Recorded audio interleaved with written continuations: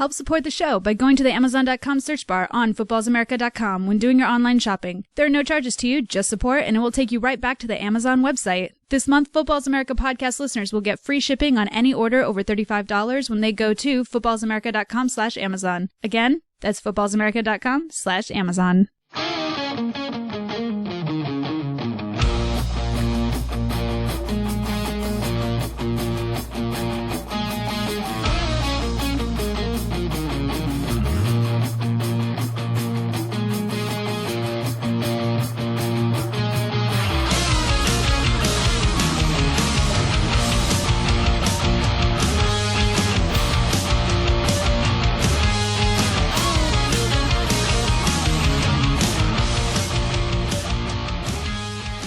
Hello, everybody, and welcome to Footballs America with Ron and Kyle. I'm Ron, and Kyle's not able to be with us. He had some engagements. He had to pick up his wife from the airport, so unfortunately, with flight delays and him living in Alaska, his life isn't as good as mine, so I get to be here, and he doesn't.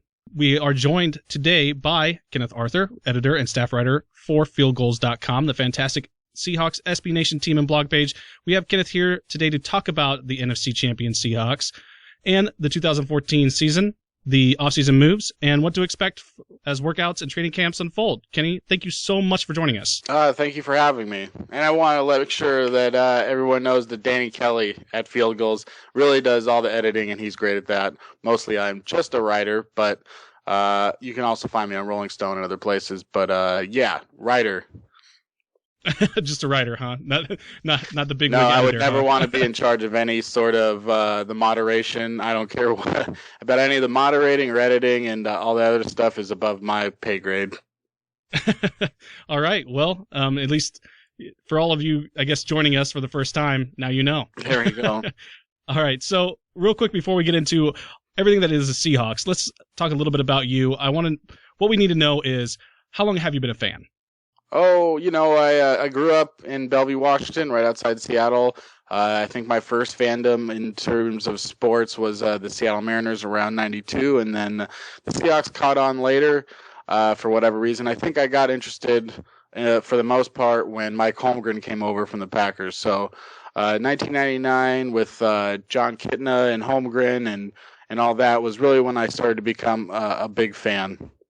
Just to kind of let you know, I was actually stationed in the Army up there in Tacoma, so I've been great. I actually lived up in the Spanaway and Puyallup area, so I know exactly where Bellevue and all of those places are. Oh, yeah. And you know what Tacoma smells like. Yeah, it's awesome. It's if I had to wake up every morning and just take a big whiff, that's exactly what I'd want to smell. There you go. So what kind of drove you to be a professional writer in a sense? You've come in and you're a big part of the podcast with Danny Kelly, and you have a lot going on with the site. You're a big part of that. You have a lot of really great articles. What kind of pushed you over the edge into becoming, I need to have my voice heard? I don't necessarily ever feel like I ever thought that I had to have it heard, but when I was growing up and blogs started to become more popular and you could create these blogs, really it was just a matter of when I was in high school, sort of just wanting to find stuff out, and you would go on the internet and look for it and it wouldn't be there. So that meant that I had to be the one to find out, and then I would just sort of write it out because I'm a very visual person. So I got really into just sort of writing about sports, and nobody would read it or anything like that, but I would make these blogs and then delete them and then start all over again about 6 months later when I got the itch again. And finally, I'd say about 5 years ago, I got an opportunity to write for a website called Fake Teams, which is also on SB Nation, and it's a fantasy baseball website. And I was like, it was a site that I had been reading, and then the editor said something along the lines of, we're looking for writers, and it's something that I hadn't done in a while, and I was working IT. And then I started writing there, and it just really hit me. It was the first time that, maybe even a few hundred people would read what I would write. So I got very addicted, I guess, to that. And then at some point, Danny, he had seen my work at Fake Teams and asked me if I wanted to write for Field Gulls, and Field Gulls was one of my favorite sites, so I very happily agreed to do that. And then after a few years of that, I started getting some paid gigs after having some success at Field Gulls, and I got a freelance gig with Rolling Stone, and then another one with Sports on Earth, and I'm still writing on those sites, as well as Field Gulls, as well as the AV Club. So it's been really fun, and then I quit that IT job, and now I'm just strictly doing the freelance writing. I told Danny, and we discussed it, that it'd be a good opportunity to jump on that podcast and sort of take over the Seahawks podcast arena, and it would be a great opportunity to start doing that. And so that's what I'm focused on right now. Can you kind of give us what your strongest memory is? You've been a fan of the Seattle area for a long time. You've evolved into becoming a writer. You've gone into the fantasy land. You've gone into now the pro land, and now you're a big part of the Seahawks page there on SB Nation. What is your strongest memory as a Seahawks fan or as a writer? It could be anything. It could be as small as something that you witnessed as a kid, or an entire season. It can be whatever. Just give us what that spot in your mind really sticks with. I mean, obviously there's a lot of memories, and which one really sticks out? And, it would probably be something very recent. I don't have that good of a memory. So, something recent was, getting the opportunity to be in the press box for the NFC Championship game against the Green Bay Packers. And, it was my first year really. A lot of people don't know this, but, I am the one that sort of has to be the one that is proactive about getting press passes. I don't have anybody at Rolling Stone, going out and telling me what games to go to. Like, last year I basically hit the road in my own car on my own dime, driving around and trying to get into football games. And I got into about 7 of them, one of which was the Seahawks game. And because I'm a Seahawks fan, I made some, a couple friends in the front office that I just, not like super good friends, but enough to the point that when they beat the Panthers in the playoffs, I hit him up immediately afterwards, and I said, is there any way I could get in to the press box for the NFC Championship? And he graciously put in a request with the NFL, and I was able to get in the very last seat, basically, in the press box. And, it was tough to sit there in the press box. I'm fine with being an unbiased reporter, but, of course, it would have been nice, not just for myself personally, but, for the Field Gulls to see the Seahawks go to the Super Bowl. And it was tough because they really sucked for most of that game. So I think, that moment when in overtime, when it became apparent, when they won the game, and to be in the press box, which there is no cheering in the press box. You have to be very professional. But, I sort of went into an area where nobody could see me, and I did silently jump up and down. So, that was probably the coolest thing, was to be at that moment for that game. Arguably, it's not like they played good. They didn't play good at all, but one of the 5 greatest games in Seahawks history. To be there for that comeback was phenomenal. Yeah, I can't even imagine. I'm a big Bears fan, and I've been to quite a few games. My grandfather was a season ticket holder, and I went to quite a few games as a kid, but I never got to see anything like that because, for the most part, the Bears were awful through most of my youth. And then I was in the Army by the time they were good, so it didn't really work out for me that way. Yeah. But yeah, I can't imagine sitting there and being as excited as you are and not being able to see them move on. That's always a bummer, but at least you got to go to something really special, which is great, and that's awesome. Yeah, it's just, the most frustrating thing when your team is just being inept, when they can't move the ball, when they can't do anything, especially when they've been the best team all year. So that was like really frustrating, and then they sort of won a game a different way. That's the coolest thing, is when you can see your team win games in different ways, not the same way every time. For them to complete that comeback with Russell Wilson and Marshawn Lynch, and to stick to the running game despite it was an awesome game, and they really pulled out the stops. All right, so we've actually got to get into the 2014 season here a little bit. I would love to sit here and just talk memories with you, because I could do it, especially when it comes to a Seahawks-Bears thing, which most people don't realize, at least for Bears fans, is a slight rivalry. It might not be for Seahawks fans. You probably just brush us off as, the more inferior team, but no, I had no idea. That's because, I don't think of the Bears as an inferior team. I think of them as the team that knocked us out of the playoffs in 2006. That's all I think about. Right, and I just most people don't realize that the Bears and what is shaping up to be a big Packers rivalry now too it seems like the Seahawks have kind of got an NFC North ticket right now. So let's get a little bit into this 2014 season, though. Like any champion heading into the next season, the Seahawks entered the 2014 season with targets on their backs. Having been perceived as demolishing, unstoppable, punishing, and unrelenting, the team started off this season strong with swatting away the annoying fly that was the Packers in the season opener. They quickly jumped out to a 3-1 record, but showed their weaknesses a little to the Chargers, where Phillip Rivers tore them apart in the passing game, uncharacteristically, for a team that boasted one of the strongest pass defenses in the last decade, as they allowed tight ends to kind of tear them up all year, accounting for 11 of the 17 touchdowns that were thrown to the Seahawks all year. It seemed as though somebody had kind of figured out the formula. After a very early bye week, the Cowboys went into Seattle and took down the team. And it was weird what followed. You lost Bobby Wagner in that game.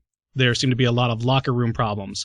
Reports of discontent were seeping from the locker room, and culminating with Percy Harvin being dealt to the Jets, a move that seemed to garner a split in the media world. The next 2 weeks were brutal for the Seahawks. Losing to division opponent Rams the next week, and then just barely squeaking away with a win against what was at the time a horrible Panthers team, the rumors were swirling, and at that point the Seahawks were given a 46% chance of making the playoffs. But they got their footing again and went on to win 7 of the last 8, to include beating the 49ers twice in 3 weeks and sealing the end of the Jim Harbaugh era, which I'm sure makes a lot of Seahawks fans happy. But some will argue that you got handed the final 6 games as the 49ers were in turmoil, and the other 4 games had opposing teams on third-string quarterbacks. So as the Seahawks got healthy, though, they were poised to take on the Packers in the NFC Championship game, getting through the playoffs with relative ease. And they won with what can only be described as one of the worst player errors in recent playoff memory by Packers Brandon Bostic. So on to the Super Bowl. It is no secret that the Seahawks are hated by a lot of NFL fans that aren't Seahawks fans. The players tend to appear arrogant, and the fans tend to follow suit sometimes. That isn't wrong, though. When you have had so little success, you want to puff your chest after you haven't been able to do it for a really long time, and that's a fine line, but I don't think that the Seahawks have ever crossed it. It's also no secret, though, that the Patriots are hated. They have a handful of championships. Tom Brady shows somehow he continues to defy logic with sidekick Grumpy Bill, and they just keep winning and maintaining a fan base that also doesn't know when to quit sometimes, way more so than the Seahawks. Fast forward to the end of the game. Wilson completes the long pass down the sideline. Fans are going nuts. Seahawks fans are celebrating worldwide. They are just a short dive away from Marshawn Lynch carrying the ball across the goal line in a Super Bowl win. They come up to the line. Wilson checks the defense. He snaps, but instead of handing off the ball, he throws it. Intercepted. Fans are in disbelief. Grown men are crying. Men are trashing their TVs. They're smashing windows. It's a brutal loss, and the most brutal one that I've seen in probably since I've been alive in the Super Bowl. The Seahawks season ends with an NFC Championship and not a Super Bowl win. See, normally here about this time I ask a guest if they thought the season was successful. We know for the Seahawks it was, for the most part. They got to the Super Bowl. They overcame all the rumors and the media attention. But what I want to know is, what were your feelings at that moment? And then tell us about how you kind of viewed the season as a whole. Well, at the time, I guess I've sort of just been, when you work this game for so long, I guess when it happened, I just sort of said, oh, we lost the Super Bowl. I was with friends that were Seahawks fans, and they were distraught, but I've been distraught. And I was distraught after the Falcons loss in 2013 playoffs. They basically came back from down 20 points in the fourth quarter, took the lead. It was an easy win, and then the Seahawks blew it, and they lost that game, and that was distraught.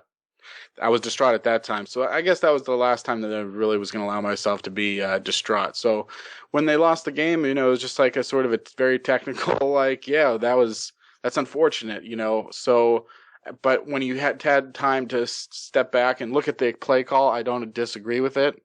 I think the reason the Seahawks lost the Super Bowl was injuries. It's amazing to me that, and it's not an excuse, that's just how I feel. And when the fact of the matter is that you were throwing to Ricardo Lockett and Chris Matthews for most of the game, nobody knows who they are except for people that are very in tune with who the people on the Seahawks are.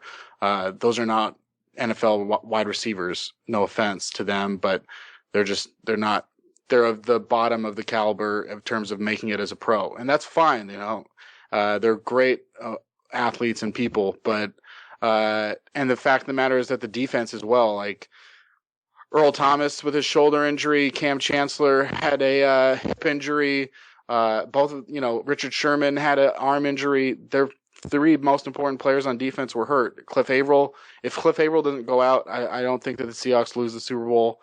You can look at the numbers that Tom Brady put up when Averill was in and when he was out. So I thought the play call at the end was fine. I understood why they didn't want to run it on that down. And so I was fine with the play. And as far as the whole season goes, yes, the Seahawks were successful. The Colts were successful. The Packers were successful.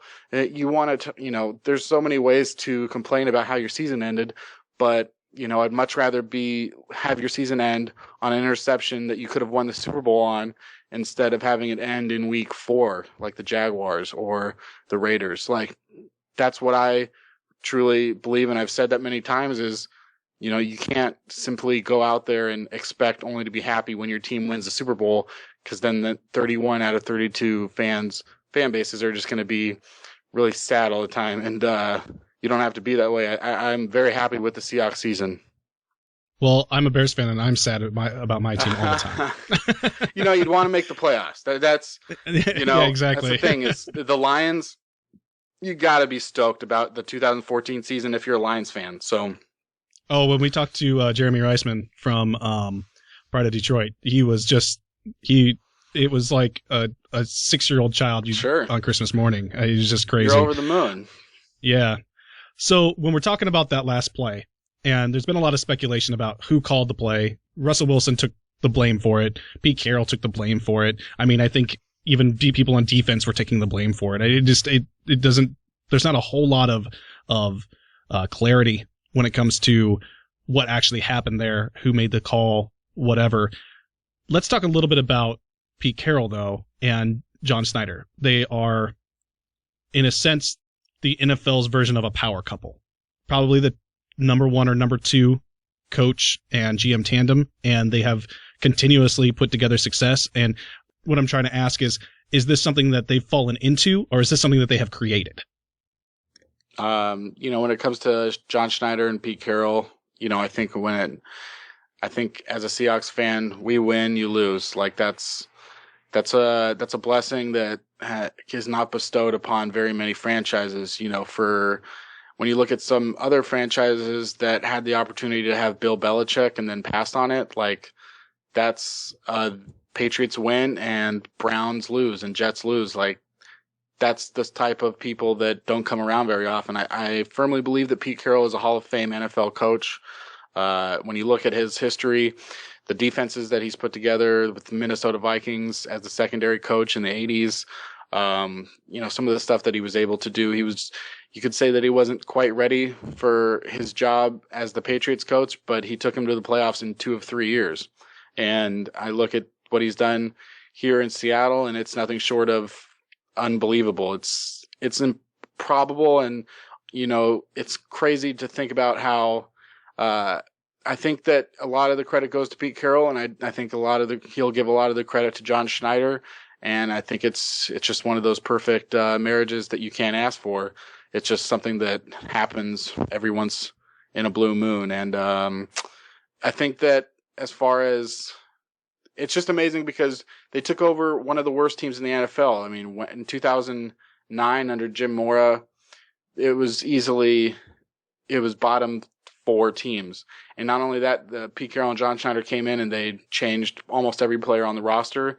And 3 years later, at the end of 2012, they were, I think, the best team in the NFL. And I think they've been that way ever since. And maybe it's over now. I have no idea. We'll find out in week 1 and so on of next season. But it's amazing what they've done. And it's all of the credit goes to them and Paul Allen for stepping aside and not being an owner that gets in their way, except for with $100 bills. And then, there's another guy by the name of Todd Lewicki who wasn't with the Seahawks for long after he fired Jim Mora, but he was basically the one that orchestrated getting rid of Mora after only 1 season and bring in Carroll. So that's another name, Todd Lewicki, that deserves a lot of credit. But yeah, it's amazing what they've done, and there is no magic about it. They're really smart guys. So no love lost for the years of Sean Alexander breaking records, but not winning Super Bowls. There's Sean Alexander is proven to be a class act and a great running back. Walter Jones and Matt Hasselbeck, these guys all belong in the Seahawks Hall of Fame, and I'm not up to date on what their Ring of Honor looks like right now, but all three of those guys firmly belong on that. I think, Matt Hasselbeck, there's a guy that was drafted in 1998, so it's just taking a while for him to... And he's still playing football. Yeah, it's taking him a long time to give up on the game, but that's the kind of guy that he is. And it's the last Seahawks, the 2005 one that was good enough to win the Super Bowl. Awesome team, but the new generation is something that it's not best in franchise history. The teams that we've seen in these last couple of years, they deserve to be up there with the '85 Bears. Absolutely, completely agree. So since we're talking coaches and we're talking GM, I do have a quick question for you. The defensive coordinator spot that was left by Dan Quinn leaving and has been filled in now with Chris Richard, former cornerback coach, former professional cornerback himself, and coached and played both under Pete Carroll. It just kind of seems like that is the perfect fit for him to be right underneath there. Can you give us some insight on if the scheme is going to change? Is this something where the defense is pretty much going to stay the exact same, and this is just a guy coming in and he is a protege and he's just going to step in, and this team's just going to be as good as it was last year? Well, I don't think that Pete Carroll would be a successful coach if he didn't keep a fluid philosophy. That's the whole thing about it, is that, coaches that stick to some sort of ideology that this works and we're not going to change it because it's proven to work, and then all of a sudden you don't have the personnel to make it work. Those are the ones that are not successful when the personnel changes. And that's the whole thing, is that even when the defense was under Gus Bradley and Dan Quinn, it still changed from year to year and sometimes even from game to game. So I expect it to be something similar, which is the 4-3 under defense that, has the Leo position and sort of looks, it's sort of a hybrid, but it's also a very basic defense. They just believe that they are a more talented team than you are. And I think that so far they've proven to do that. So as long as Earl Thomas comes back healthy, everything's going to be fine, and I think it'll look very similar. They're going to center that defense around Earl Thomas's all-world sort of skills. So as long as he's healthy, yeah, it'll look the same, somewhat similar. But for the most part, fans are not going to be able to tell a difference with what sort of schemes they're running. It's going to be very similar, and I have no idea what kind of a coach Chris Richard is, just like I'm sure you don't have no idea what your DB coach is like until he becomes a defensive coordinator. It's just right. He seems like what I'm really happy with is that he knows Pete Carroll as well as anybody. So that's why it's going to probably work. Yeah, when you're talking coaches and assistants, I don't think anybody that's your typical fan. In some cases, not even people like us who are we consider ourselves professional fans, I guess, if you would do that, if you call us that, where we know the ins and out of our teams, and we just don't get into enough, and nor is there enough data. Nor would it really make a difference. I don't know. Right. Here's the thing, is that a head coach's job, it's sure there's a lot that goes on with football, but a head coach's job is to make sure that everybody else is doing their job. Pete Carroll is a great coach, yes, because of what he knows about the game, but also because of the type of person that he is. He's a very enthusiastic, he's a genuine, real deal person. I've met him, and I've met him at times when I had absolutely no, credentials or anything. I was a very no-name writer at the time that had gotten an opportunity very early on to interview him, and he gave me as much respect as he would give someone from ESPN. He's a very respectful guy. He means what he says, and he does what he says. And I think that's the thing, is that people want to work for him and rally around him. So I think that's why it's going to be successful, but it's not necessarily just X's and O's. It's him making sure that everybody is doing their job. And that's why I think he probably promoted Chris Richard, though I think there were other guys that he likes just as much. I mean, it's crazy when you look around the NFL right now. You've got Gus Bradley, our former defensive coordinator, is the head coach of the Jaguars. Dan Quinn, our former defensive coordinator, is the head coach of the Atlanta Falcons. Ken Norton Jr. was our linebackers coach. He's now the defensive coordinator of the Oakland Raiders, and he's one step from becoming a head coach. And then you've got Chris Richard, who is now one step away from becoming a head coach.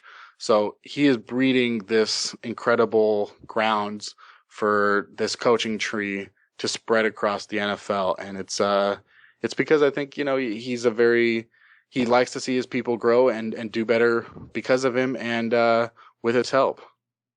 Yeah, definitely a guy who is underrated, and I think he's analyzed incorrectly a lot of times when people think about all the stuff that happened with USC and stuff. I think that's a lot of smoke and just BS for the most part. But we've actually got to get into some of these offseason moves that both he and John Schneider made this offseason. Let's start with Jermaine Kearse. Seattle all but pretty much ensured that he would return when they offered him a second round tender that'll pay him about $2.4 million next year if he hasn't already negotiated a contract. I haven't seen anything. I think he's also an underrated guy. I think he's not a wide receiver one. I just don't think that he's there yet. What are your thoughts on them keeping a hold of him at the price tag that they are? Terrible. It's not I don't think that he's going to make that much money. It's something that they did last year with the safety, Jerron Johnson. I think he got a similar tender, and then, you know, towards the season it became like 1.3 million or whatever. But I wouldn't pay Jermaine Kearse anything more than I would pay a rookie. He's a number 4, number 5 receiver that has been thrust into a starting role based on the fact that Percy Harvin didn't work out. So, you know, again, I don't like saying negative things about players. It's just that Jermaine Kearse is a number 4 wide receiver. He's got too many drops. Doesn't do a lot of the other stuff that you really need your receivers to do. If he's going to be a number 1 or a number 2, or even, you know, a number 3, the slot receiver is becoming very crucial in today's NFL. So to me, he's made some of the biggest catches in Seahawks history. When you look at, say, the NFC Championship where he caught the game-winning touchdown in overtime, that's awesome. Great. You know, I'm in love with the fact that he did that, and I will buy him dinner for doing that. But he also was responsible for at least 2 of Russell Wilson's 4 interceptions in that game.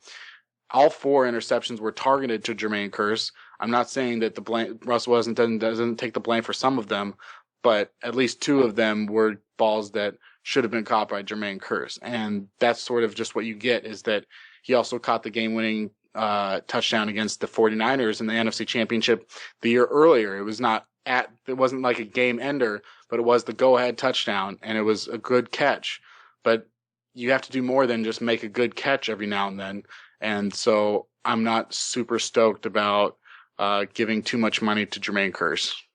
Yeah, lots of highs and lows when it comes to him, and there's a lot of one side of the fence to the other, it seems like, with fans when it comes to him as well. But a guy that doesn't really have lows and is mostly just highs, unless you want to talk about his interaction with the media, Marshawn Lynch. Re-signing him seemed to be kind of the best move they could make at the running back position.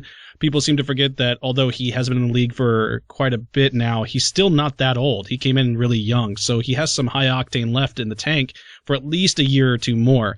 It seems like it's a hefty price tag, though, so I don't know. I know that there's some favorables for the Seahawks organization in the contract. Can you kind of break down the $31 million deal he got for us?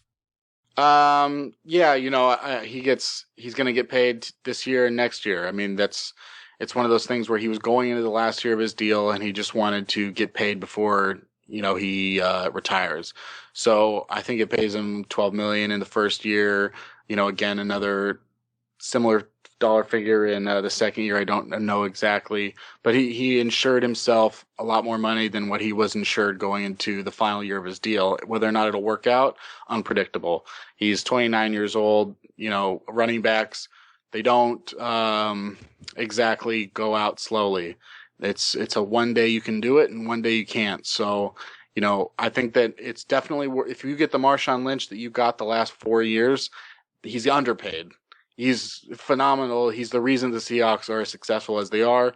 And it's fine if you want to pay him for basically helping bring a Super Bowl championship and a Super Bowl appearance. Like, he's amazing. He's the best. If you look at the last 5 years, and you can say that Adrian Peterson is a better running back, but the fact that Adrian Peterson has missed a considerable amount of games in the last 5 years, there is no better running back in the NFL than Marshawn Lynch. So you got a Hall of Fame back that has at least, you would think, one more year left in him. So I'm happy with the money because it's not my money and it's not stopping them from doing anything as far as I can tell.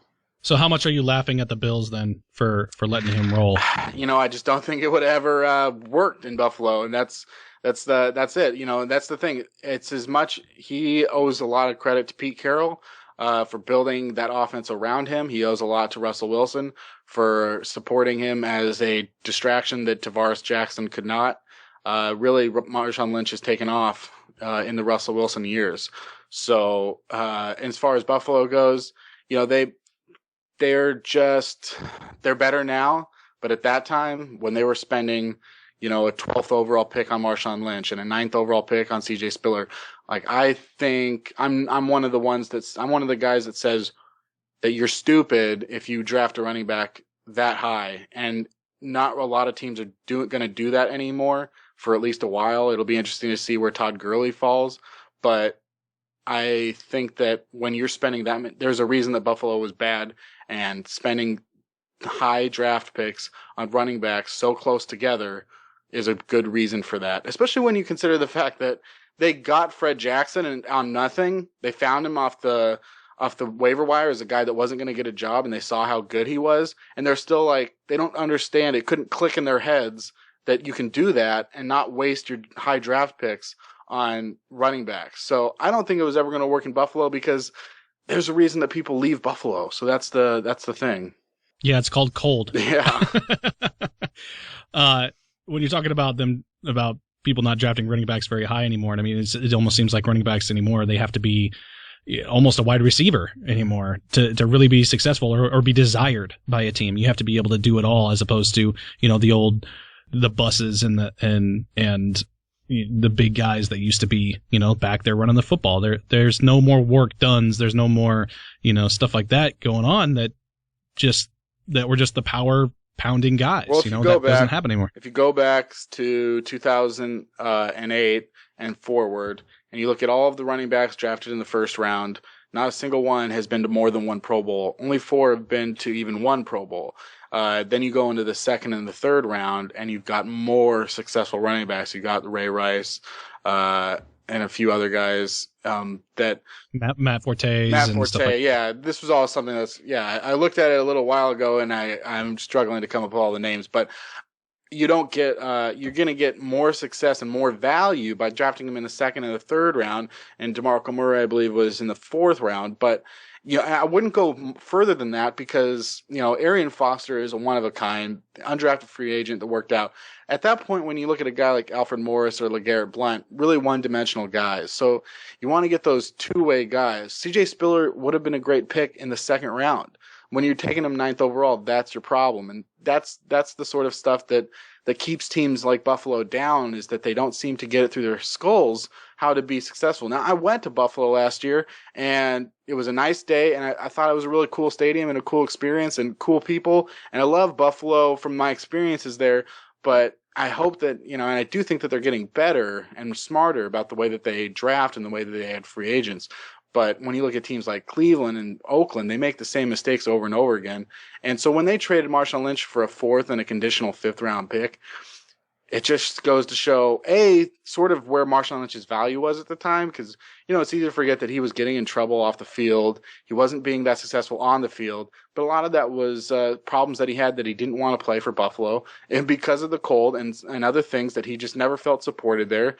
And so that's why he wanted out. And, John Schneider worked those phones for something like 8 months, just being like, and it turning it from a, will you give us Marshawn Lynch, from a flat no, into finally getting a 4th and a 5th round pick. And it's amazing what they've done with their trades for draft picks.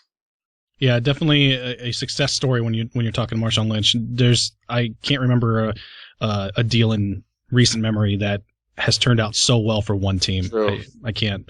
Let's talk a little bit about Kerry Williams and Byron Maxwell. Byron Maxwell takes off. He leaves and goes to the Eagles, and then they bring in Kerry Williams, who was an Eagle. And after developing into a very capable starter with the Ravens, Williams, he signed with Philadelphia in 2013. He struggled somewhat with the Eagles, but the Seahawks, they're hoping that he'll be a fit for their system with Maxwell now taking his place in Philly with a really, really, really huge contract. 3 years, $18 million here for Williams. Was this a good move, and how will he kind of fit into the insane pass defense scheme that they're running there? I think Kerry Williams is going to be very happy that he wound up with Seattle. I think any cornerback would be smart to come to Seattle. There's the problem is a lot of cornerbacks are not qualified to be a starting cornerback for the Seattle Seahawks. You have to be over 6 feet. You have to have arm length longer than 32 inches. You have to be fast, not lightning quick, but you got to be fast on your feet. I think if you look at a guy like Byron Jones coming out of UConn, the guy that broke the world record broad jump at the combine, is an example of a guy that would be a fit for the Seahawks.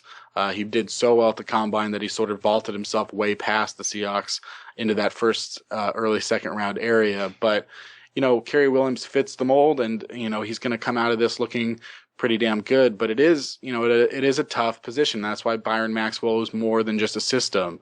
When you think about it, they have their guys. They don't leave their side of the field. Richard Sherman is going to be on the left, and Kerry Williams is going to be on the right. And knowing that, teams often switch the number one receiver to the opposite end. And when you consider that, and a lot of times it draws Richard Sherman criticism, they're saying that he's not covering the best receivers, but they don't talk a lot about the fact that, well, then that must mean that Byron Maxwell is covering him, and he held his own. He did a really good job, and I think that he won't see the same sort of production in Philadelphia. But then again, you might see more interceptions. You might see more. I think that they're going to get good value for what they paid for. It was a big price to pay, but that's what the price of cornerbacks in today's NFL is like, because everybody's passing it more and more, and you need to be able to do something about that. And there aren't very many great corners. That's why a lot of DBs went in the first round last year.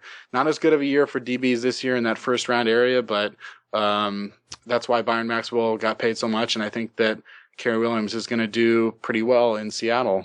You think that Maxwell is worth all of that $25 million guaranteed then? Is anybody worth $25 million to play football? Yeah, I guess, there's a lot of money coming in.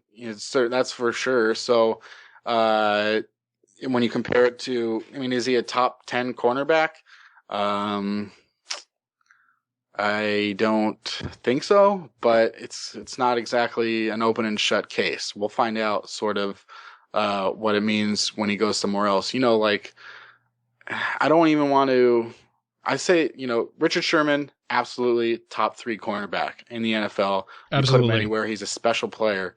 Byron Maxwell falls into that second tier somewhere, but I don't think he falls too much far past that. If there was that's the other thing, is that it was not a good cornerback market. So there was a lot of competition for Maxwell because he was the top cornerback available. And at that thing, I think you're worth what they pay you. Absolutely. Max Unger, sent to the Saints for Jimmy Graham, who we'll talk about next. One of the best centers in the NFL when healthy. I think he's a former first-round pick, if I'm not mistaken. Second round pick. He was one of the only holdovers that Pete Carroll kept around with John Schneider. 2009 was when he was drafted. Right. It's not normally a good move or a celebrated move when you send your starting center anywhere, but they kind of seem to have their own struggles, I guess, when it comes to healthy linemen. So how are they going to overcome their losing him? Is this something that they're going to address in the draft? Is this something that it's already on the roster? What is their plan going forward? Their plan is, I think, absolutely they're prepared for anything that they've got right now, which is, they re-signed Lemuel. I can't say it. It's a French name, Lemuel Jean-Pierre. Their backup for the last couple years. He's played decently, and they're prepared for that, but they're also prepared, I think, to draft one and start him right away. John Schneider has said that they are. I can tell you right now, if anybody out there knows who the starting center for the Patriots last year was. His name was Brian Stork. He was a 4th-round rookie. If anyone knows who the starting center for the Green Bay Packers was, his name was Corey Linsley. He was a 4th-round rookie. These teams were successful. If anybody knows who the starting Seattle Seahawks center was, it was Max Unger for less than half the time, and they won the NFC. So it's a lot of hype around the idea of trading away a former Pro Bowl center, guy that was very good at his job. But centers just fall very low on the totem pole. And if you have the opportunity to pick up Jimmy Graham, because of a center, they gave up their 1st-round pick, but they got a 4th-rounder in return, maybe one that I'm going to guess they could use on a center. So I think that it's fine, and I think that they've spent a lot of time without Unger in the last couple of years. So how is it really a downgrade? I don't see it as one. All of those games that they played without Unger, they also played without Jimmy Graham, and now they're going to play with Jimmy Graham. So I think it was a great move, and I think the Saints are getting a great center, but that's only going to go so far. The Seahawks are going to be picking with the number 31 pick, and you're not going to get a player, for the most part, better than Jimmy Graham, or the known. You're not going to get a player that's known to be better than Jimmy Graham in the draft with the pick that you have. So, I mean, it just makes sense. If all you got to do is give up a center who can't stay healthy and maybe a pick of your own, and you still have plenty of draft capability left over. So it's crazy. It was a shocking move by the Saints, and even more so by the Seahawks to get Graham, to be honest.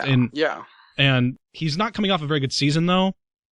He had some injuries. He's had some rough patches, I guess, when it comes to the team and the agreement with, the whole tight end versus wide receiver thing. There was some dispute there. There seems to be a little bit of tension there. So he's had some issues when it comes to the Saints. So they get rid of him. He's not a great blocker, but an incredibly dynamic guy in the passing game. Huge weapon for the Seahawks now. With his cap number, though, and the upcoming contract, needed to keep Wilson. Was this a good move? Yeah, definitely. If you don't think so, you're stupid, and goodbye. I think a lot of again, I don't try and focus too much on money because it's above my head. I don't know everything they pay people a lot of money to figure out the money because they are good with that kind of stuff, and I would just sort of leave it to them and say that John Schneider knows what he's doing. He's not going to go out and get Jimmy Graham if it's going to cost him his quarterback. So he knew that going into it. All these stuff about, the cap's going up every year. They've got money to spend, and you can cross the bridge in 2016 when you get there. So you added a player that has been a touchdown maker for the last 4 years. If you look at the last 4 years, Marshawn Lynch has scored the most touchdowns in the NFL. Des Bryant has scored the 2nd most touchdowns in the NFL. Jimmy Graham has scored the 3rd most touchdowns in the NFL. So now you got 2 of the big 3 touchdown makers in the NFL on your offense and the number 1 defense in the NFL. So if you have to give up a 31st overall pick, I'm surprised. I mean, I would be interested to know if any team was given the opportunity to give up a top 10 pick, even. Like, I would think that you're going to get more out of Jimmy Graham, a proven commodity, than, say, the 10th overall pick in the draft, which could go either way. I'm very happy with, the fact of the matter is when there's those games where Jimmy Graham had 0 catches and even 0 targets, there was one against the Pittsburgh Steelers.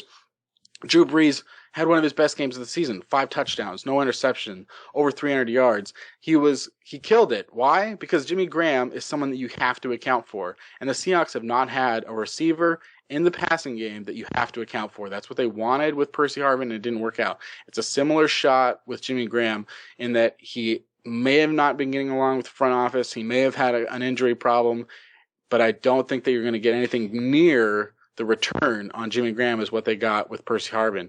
He is young. He is the 2nd best tight end in the NFL. You don't get players like that with 31st overall pick.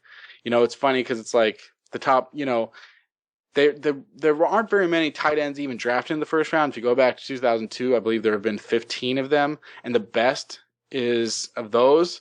It's debatable, but the one with the most Pro Bowls is Jeremy Shockey. Was Jeremy Shockey a great player at times? But you're not going to get a guy like Jimmy Graham. That's one of those shots that you take like Antonio Gates, or Tony Gonzalez was a top pick, but it's one of those shots where you're like, this guy is athletically gifted enough. He's got the right size, but we have no idea what's going to happen when he gets out there on the field. We know what happens when Jimmy Graham gets on the field. He scores touchdowns. He catches passes. He's hard to defend. He is one of the best skill players in the NFL. So you go out there, you get that. It's better than the first round pick. They pick up a fourth where they have done very well on day 3 in the draft. And you also, I don't care about the money. The money figures itself out. And they actually owe him, I think they can get rid of him next year to no penalty. And not just that. I mean, when you're talking the money, it doesn't matter anymore because they have found ways to restructure and pay out and convert and everything. I mean, we just saw with J.J. Watt, they gave him that huge contract, and then it wasn't even a month later, they were like, oh, they converted 60% of it into roster bonus, and they paid it out early, and they prorated it. And so now, instead of costing them $11 million towards their cap every year, now he'll only cost them like $7.5 million. So, I mean, you see that kind of thing all the time. That's why the money, like I said, it's all relative to the situation. So let's talk a little bit about what are the needs that are left for the team. Let's start with wide receiver. They have one of the NFL's kind of, I would have to say, weakest receiving cores without Jimmy Graham. Though it isn't for a lack of trying, though. They paid big money to Sidney Rice in the early Snyder-Carroll era, and they invested heavily into Percy Harvin later on. They used a top 45 pick on Paul Richardson last year, who then pretty much destroyed his knee and can't be counted on for 2015. Doug Baldwin is pretty much just a slot receiver. Chris Matthews definitely did give the Seahawks a good look at what Wilson could do, though, with a size-gifted guy, but it's still, he's young, and it's still kind of up in the air with him. But then you get the trade for Jimmy Graham, but the Seahawks need way more help than just Wilson's legs and Jimmy Graham. Can we expect Snyder to draft an imposing wide receiver with an early round pick, or is this something that's kind of on the back burner until they address anything else? Well, let's look at this. They got 11 draft picks, but their first one is until 63. I don't know how many imposing players there are going to be available at 63. I think an interesting thing that has been talked about is supposed affection for Dorial Green Beckham. Played at Missouri, now coming out of Oklahoma, though he didn't play there. Off-field issues that are very concerning, but arguably the best receiver in this draft on the field. If he falls to that 50 area, that area of the 50s, I'm sure there's a good chance that they'll trade up and grab him. I also don't think that there's a good chance that he'll be available at 50. Some rumors say that there's at least one team that does not care and will draft him in the top 10. So that's the type of player that if you're going to talk about one guy that from a football standpoint only is a game changer that you could be available in that area of the end of the second round, then Dorial Green Beckham is probably the only one. How people will feel about him is yet to be seen. I don't know how I would feel about it. When Greg Hardy was out there was a small rumor that he was coming to Seattle for a visit, and then people start to ask themselves, how are they going to root for the Seahawks if this happens? And it's one of those things that you just have to, again, deal with when it happens, I guess. But, a little known secret that a lot of people don't even consider is that there are people with arrest records on almost every roster in the NFL, and most people are rooting for them anyway. So I don't know exactly how I feel about that, but he's probably the best receiver that could come to Seattle that we know of. And as you know, sometimes there are plenty of great receivers that go in that third, fourth round and so on. Doug Baldwin was an undrafted free agent. Jermaine Kearse was an undrafted free agent. As much as I crapped on him earlier, he's done a lot for an undrafted free agent. Then they've got Paul Richardson, but he's coming back for torn ACL. But yeah, a lot of people, as you've said, and a lot of people don't allude to, is that even though the Seahawks may run a bottom 5 receiving core, it's not for lack of trying. They are trying really hard. They're just not doing a very good job at it. It might be Pete Carroll's Achilles heel, is he's not good at finding good receivers, or he takes these risks that end up really not paying off at all. So I expect them to draft at least one receiver, probably two, because they've got 11 picks. Kevin Norwood is an interesting guy. He was a rookie last year, 4th round pick out of Alabama. I think he could come on. He had a couple good, moments last year. Definitely the wide receiver area is something that needs to be upgraded. And again, trades are possible. Trading for veterans is something, a lot of people talk about how the Seahawks trade down, which they do. They trade down a lot.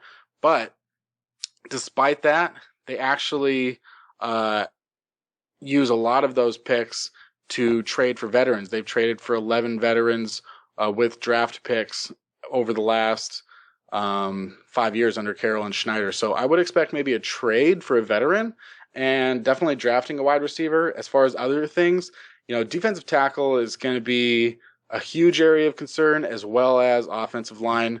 If you want, I can kick it back to you if you have something to say specifically regarding that.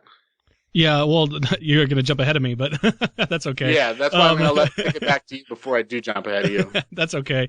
We're going to run short on time, so what I'm going to do is I'll just kind of read off the positions that are kind of left over that we have, and you already hit on two of them, which was the offensive line, defensive line, and then I think I also have cornerback in here, and that's more just a depth issue than it is a actual position of need. The offensive line one is just that Seattle doesn't necessarily have a strong offensive line.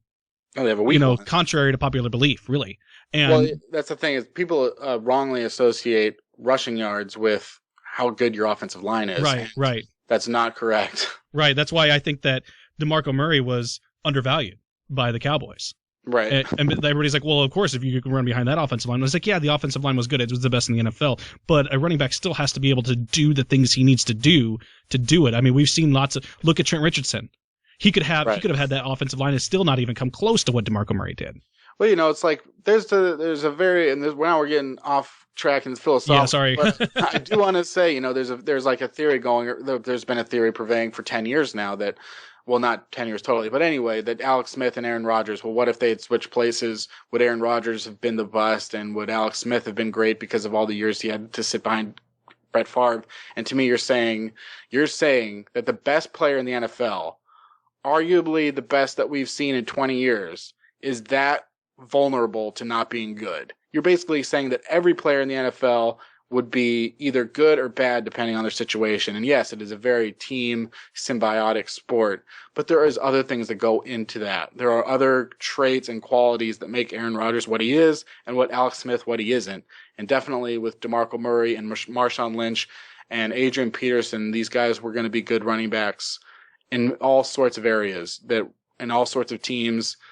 You can get, there's varying levels of that, but certainly it's about the person and the talent and the work ethic that they have. So when we talk an offensive line, then where do you kind of see them going when it comes to the draft? Do you see them picking high? Are you seeing them picking late? What is their kind of plan, do you think, at the offensive line position? And then also, I guess, at the defensive line position as well, that they've had a lot of injuries there, and they have rotational guys, and Cliff Averill got injured, and we saw just too much, not turnover, but just kind of very little depth at that position. So how do you kind of see them addressing both of those spots? Well, how interesting is it that we're almost at the end of April, just going into the draft, and a team that almost won the Super Bowl and is arguably the best team in the NFL doesn't have starters at center, at left guard, and just that alone, that they literally do not have anyone to play those positions if a game started today. Like, you would plug some people in there, but it would be really ugly. So they definitely, I think, are looking to draft starting center, and I think it could be interesting that they could also be drafting a starting left guard. I mean, someone to play next to Russell Okung, who is a free agent after next year. So they also need to draft a potential starting tackle. They drafted Justin Britt last year, and he was started at right tackle all year. Varying mixed results. Their best player really on the offensive line might be J.R. Sweezy, who was the right guard, who a couple years ago they drafted in the 7th round and transferred over from defensive line to offensive line. So he was even learning the position as he goes. So yeah, again, they might have one of the worst wide receiver cores in the NFL, and they also might have one of the worst offensive lines in the NFL, but that can change in a hurry, because a lot of these guys that you would draft to be a starting center, like the previously mentioned Brian Stork and Corey Linsley, the rookies for the Patriots and the Packers, they're also really good centers. And so I think they could get a really good player in that third, fourth round. I think they might draft, there's been talk about Tyson Braylo out of Colorado State, who's a very versatile player that can play all 5 positions. So they could get a guy like Tyson Braylo and put him in at center or guard and just work them out. And again, like you were saying, defensive tackle, where Kevin Williams is still a free agent. But again, they signed him, I think, in June last year. So there's going to be that second wave of free agents in June that I think they could also, they're going to sign some veterans. But I definitely think they're targeting offensive line with the second round. Unless a guy like Dorial Green-Beckham is available, then they're going to go wide receiver. And that's going to be another interesting aspect because they also might need to draft a starting wide receiver. This is a team that was so close to the Super Bowl, and they've got at least 3 positions on offense that need starters. And you can even argue that they need 2 starting wide receivers, which is, again, another reason why I think they might be heavy in the trade market during the draft. And, I mean, you're looking at the offense.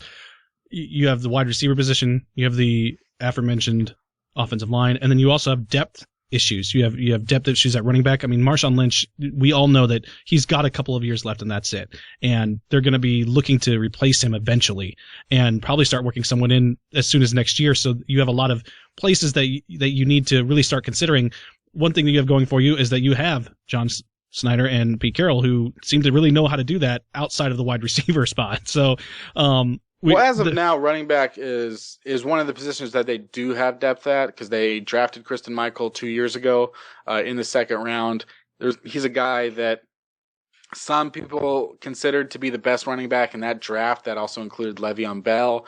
The problem has been that he can't get on the field for whatever reason. I think that is an issue that it's not just about having Marshawn Lynch and Robert Turbin ahead of him. I think it's an issue with fumbling. I think it's an issue with blocking. I think it's an issue with attitude. So maybe that depth goes away. I've suggested that they might be looking to trade Christine Michael. And then in that case, yes, they absolutely have to draft a running back. I think they will draft a running back, but it might be more in that 6th round range. Definitely something that they'll be exploring on the undrafted free agent market. But another one that when we haven't mentioned, their backup quarterback is B.J. Daniels. I mean, there's a guy that is so raw that we have no idea what kind of a quarterback B.J. Daniels is. So I also suspect that they might draft a quarterback, which could be really interesting, especially if it's in that 3rd round range. If a guy like Bryce Petty or Garrett Grayson or Brett Hundley is available, is Schneider going to take a chance on a quarterback? Because he's always said that he likes to draft quarterbacks, yet in 5 years, Russell Wilson is the only one that he has actually drafted. And one thing I do have to give props to the Seahawks for when we're talking quarterbacks and backup quarterbacks especially, is that they're the only team that I can say with 100% certainty that they went out and got a backup quarterback that could run an almost the exact same offense as Russell Wilson runs. And that was one thing that we like to kind of bring up with the guests to get their point of view, is that teams will go out there and they'll have a guy like EJ Manuel and they'll be like, all right, this is our guy. And then his backup is Kyle Orton. I mean, what kind of offense? Are you running the same kind of offense with Kyle Orton that you're going to run with EJ Manuel? No. Are you running the same kind of offense with Teddy Bridgewater that you would run with Sean Hill? No. I mean, you can't back up Colin Kaepernick with Blaine Gabbert and expect there to not be some kind of a drop off there. Well, the most important thing is that it's not always going to be the schemes necessarily and all that. You have to ask yourself, why do the Seahawks need a running quarterback? And the answer is because the offensive line is terrible. They need a guy that is going to escape those injuries waiting to happen. I don't think that there are 5 quarterbacks in the NFL that would have taken the Seahawks as far as Russell Wilson did. It's not that he's, say, better than Joe Flacco, for example, is a guy that I've heard an interesting debate, Russell Wilson versus Joe Flacco. It's not necessarily that he has to be better than Joe Flacco. It's a matter of that if you're going to put a guy behind 5 offensive linemen that cannot hold their own against an above average defensive line, you're going to need a guy that either gets that ball out quick as hell or can avoid sacks. And I can't say how many times last year Russell Wilson pulled a stunner of avoiding a sack and making something out of nothing. That's what makes him special. So that's the thing, is that when Russell Wilson was brought in 2012, he was in a competition against Matt Flynn. Now, do Matt Flynn and Russell Wilson resemble each other at all in terms of their playing style? No, but as soon as Russell Wilson won that job, they knew what kind of team they were, and that's the team that they're going to have to have some consistency with as down the line. Which is why when we go back to offensive line, the zone blocking thing works so well for them. But we've actually got to get moving on here. Let's talk a little bit about, before we kind of wrap up here, I just want to get a real quick expectation view from you. What is your expectations next year? You have a schedule that is not necessarily very super favorable. A lot of tough teams coming up. I mean, especially out the gate. You're going to St. Louis to start. That's always a tough game for the Seahawks for some reason. You have the Packers in Lambeau, so you start 2 road games. Then you host Chicago, which I don't foresee you having a very big problem with, but you never know with John Fox, and maybe they could turn things around there. Then you host the Lions. It's going to be a tough team as well, at least offensively. And then you have a good stretch with the Bengals, the Panthers, and the 49ers. And then you get Cowboys before you head into the bye. And then you have a up and down kind of strength wise as you head out, and with having the bye right in the middle of the season. So when you're looking at what's left over and what who you're going to have to play, what are your expectations for next year?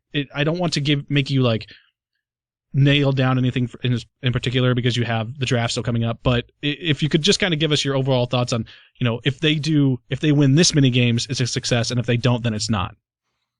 I don't like being one of those guys that looks at a schedule and checks wins and losses. I think that's a practice that is just a waste of time because you don't know how these teams are. There's going to be surprises every year, both good and bad. So I don't know exactly what I would be. Here's the thing. They're going to make the playoffs. They're probably going to win the NFC West. That's my expectations as far as how many wins and such. That's the thing. When you look around the NFL, as much as people like to talk about parity and much as people like to talk about surprises and, these teams that shockingly win the Super Bowl, like the Giants or the Ravens or whatever, yeah, whatever happens in the playoffs is going to happen. You got one game and any team can beat any other team in one game.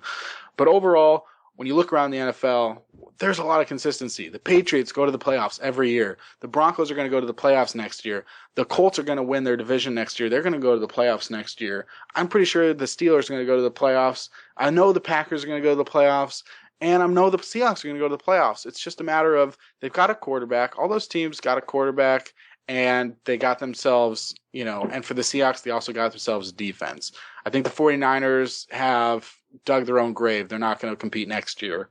I think that the Cardinals are nice, but I don't see why they're going to get over the hump, especially with a 35-year-old, 36-year-old quarterback that is constantly injured. I think the Rams are a nice team, but every single time someone comes to me, the Rams are coming this year, the Rams are coming this year. Every single time that comes, you know what comes? A 2-14 season. All of a sudden, the Rams are picking in the top 2 again. So I'm not necessarily. I just think the Seahawks are going to make the playoffs. What happens then happens. If you could predict everything, then Aaron Rodgers would have 3 Super Bowl rings. These aren't necessarily. I think it's going to be a success if they go to the playoffs. I think they should get to the NFC Championship game. I still think that they are the best team in the NFL, and the best team in the NFL rarely wins a Super Bowl. But there would be the team that I would bank on, at least in the NFC. You can't really speculate, like you said, and what you're really just hoping for is that your team gets to the playoffs. And I think it's interesting the way that you say that these teams are going to get there, because that's all still relative to, the Packers are 1 quarterback injury away, really, from not making the playoffs. Sure, everybody is right there at the edge. I mean, there isn't. Yeah, the quarterback is paramount. The quarterback, when you're a team that. The Packers are I don't know if you can swear, but the Packers are crap without Rodgers. The Patriots, they aren't. The one time that they've missed the playoffs in the last 12 years was without Tom Brady. It's always going to be hinging on that. I wouldn't bank on the Seahawks without Russell Wilson, and it doesn't matter how good the defense is. It does matter how good the defense is. They could be, this all-world defense and keep teams to 7 points and win games that way. But I'm I feel pretty strongly that those teams will make the playoffs, and then I feel pretty strongly that you might get that you're going to get a couple surprises. The Bears could very well be one of those surprises, but I'm blasphemy! Don't you put that evil on me? All right. As far as the schedule goes, I like the Week 9 bye. I like having the season separated right down the middle. There are some tough games. I like having 5 primetime games. Russell Wilson and Pete Carroll do not lose on primetime. They step their games up, and I like that. I would always bank on them on a primetime, especially, and I would bank on them going 8-0 at home. These are things that you like. I think there's going to be some good classic games out there. At Packers, a next classic game at Cowboys. It's always going to be tough in division, like at 49ers, and these real tough sort of rivalry games like Steelers and Ravens. It's going to be really good games, but there has to be a hierarchy, and if I think the Seahawks are number 1, then that means that I think everyone they play is somewhere below them in some sort of variation. And again, of course, it depends on Lynch, Wilson, Thomas, Chancellor, Sherman, Michael Bennett. These guys have to be healthy, but we'll see what happens when it comes down to it. All right, so we're way past time. So what I'm going to do is kind of turn it over to you. I want you to go ahead and this is your time to plug whatever you want to plug, the blog, yourself, anything else you want to talk about. I don't care if you have a paperclip or a curtain business you want to talk about. Go for it. This is your time to do so. When is this coming out? I should have this up before the draft, at least. I'm shooting for early next week. Okay. Yeah, I mean, next week during the draft, me and Rob Staten of SeahawksDraftBlog.com. Rob he works for the BBC. He lives over in England, and he's one of the smartest draft guys that I've ever met in my life. The guy just knows his stuff, and he's called some great stuff. Like his favorite player in the draft last year was Joel Bitonio, who all of a sudden became maybe the best guard, one of the best guards in the NFL right off the bat for the Cleveland Browns. Me and Rob Staten are going to get together and do commentary for every round in the draft. You can go to fieldgulls.com and listen to us. Basically do what Mel Kiper does, but if you don't want to listen to Mel Kiper, then just turn down your volume and listen to us. That'll be on fieldgulls.com day 1, day 2, day 3, all the time. So I would definitely want people to listen to that even for a moment. If you get a chance to check it out, we'll have guests come by and talk about what's going on in the draft. You can find me on Field Gulls. All of my work, because I'm a freelance writer, I have work for all different types of sites in the podcast. You can go to kennetharthurs.tumblr.com, where all that work is consolidated. And then I don't really care about Twitter anymore, but you can follow me at Kenneth Arthur S. All right. Well, for all of you fans from fieldgulls.com joining us for the first time, make sure you check out our show. It's footballisamerica.com. You can go there, check out all of the shows there. At FBIA Podcast on Twitter, Facebook.com/footballisamerica podcast. You can email us, contact us through the website, everything there. For all of you, all of our fans just joining us and finding out about fieldgulls.com, guess what? Your life has started anew. Now you can go and you can live a completely different world that you were in before, especially if you're a Seahawks fan and you didn't know it. First of all, if you are and you didn't know about fieldgulls.com, you were living life completely wrong. So now you can fix that. And Kenneth here can set you straight. And he's going to help you out. You're going to be okay now. You're in good hands, all right? So go ahead, go on there, check him out, check their site out. Great stuff, great writers, great show that they have there. They're a well-organized, well-oiled machine out there. Danny and Kenneth do great things, and I can't stress enough how much you've missed if you haven't figured out that they exist yet. Yeah, so that's the other thing is subscribe to our podcast on iTunes, Reel in the Field Gulls or the Field Gulls podcast. We've been kicking it up, getting good guests, and definitely listen to that.